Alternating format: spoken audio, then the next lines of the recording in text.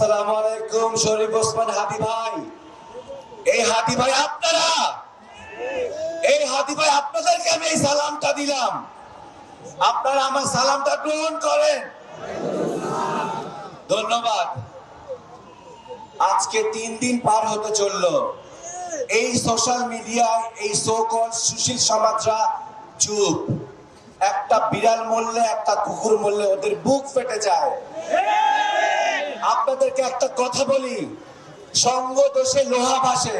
আপনারা আমাকে দেখে অভ্যস্ত, কিন্তু শুনে অভ্যস্ত না। এই সুশীল সমাজগুলোকে একটা একটা ধরে সাউয়াকে কাউয়াকে খাওয়াইতে হবে, নইলে এই সমাজ শেষ হয়ে যাবে। এগুলো এক একটা হারামির বাচ্চা, এক একটা ভারতীয় দালাল।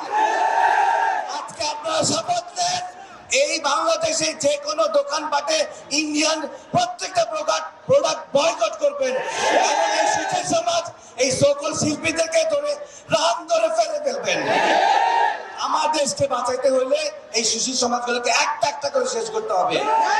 তখন থেকে বলে আসতেছি, এখনো বলতেছি, এই দেশকে সেই 54-75 বেঁচে আসতেছে এই মাছটাকে, এই সুশীল সমাজ, এই লেখক, এই শিল্পী, এই গায়ক। আজকে 4 দিন পার হতে চললো, তাদের মুখে কুলো পাচ্ছে। এই কুত্তার বাচ্চাগুলোকে দেশ থেকে বিদায় না করা পর্যন্ত ধন্যবাদ। আমাদের হাদি ভাইদের জন্য সবাই দোয়া রাখবেন। আল্লাহ হাফেজ।